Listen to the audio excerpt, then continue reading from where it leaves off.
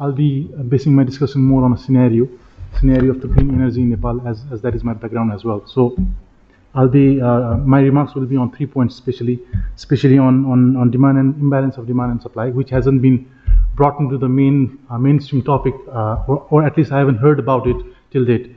So it's about like imbalance of the demand and supply situation of the green energy, what Nepal government is doing versus what Nepal government should be doing, and finally the financial implications of this imbalance of demand and supply. So let me start with the unique situation of Nepal. Nepal is in a very unique situation, and that hasn't been discussed about in a widely manner. A unique situation in the sense that when I'm talking about energy, it is about the green energy, of course. Unique situation in a sense that the supply of the green energy in form of the hydropower will be, if you go by the report of the NEA, will be more than 20,000 within the next 4 or 5 years. But the demand is very low. Demand is very minimal. If you go by the report of the World Bank, it is like around 250 kilowatt per head, or per capita consumption of electricity is around like 250 kilowatt hour, which is very minuscule.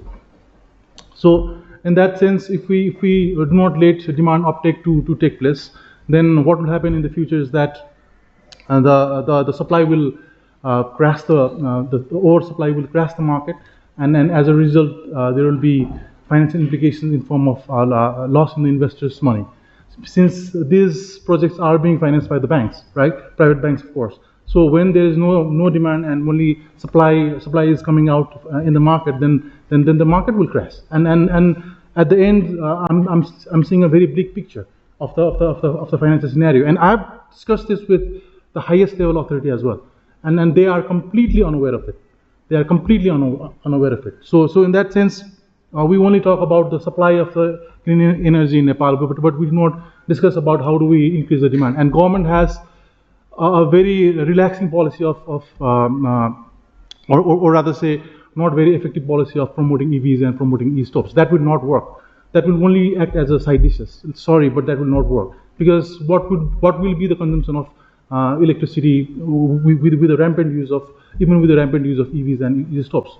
That will not be sufficient enough. We are talking about like 25,000 megawatt of surplus energy, right? So and we are trying to sell it to the India, 10,000 megawatt. Let it be that Nepal is able to sell 10,000 megawatt. But what about 15,000 megawatt? The remaining of the 15,000 megawatt. So in that sense, Nepal needs to increase its per capita consumption by around like 2,000 kilowatt hour.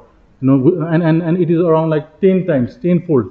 So that is the lean situation of Nepal. And when we talk about like government preparedness, I would like to end my remarks by sharing an anecdotal on government preparedness.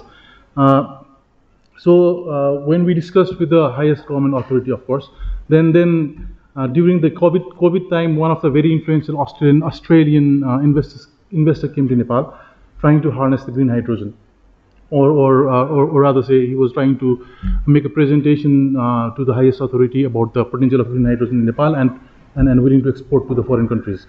But Nepal government was not willing to listen to him, because they had no idea what green hydrogen was. They did not even do the study about the green hydrogen, and he went to Indonesia and he's doing pretty fine over there. So we only discussed about the very good prospect of the green energy in Nepal. We would discuss about the EVs, we discuss about the e-stoves, but we do not discuss about the industries or manufacturing sectors that needs to be established, that can engulf or that can consume like 500,000 megawatt at once.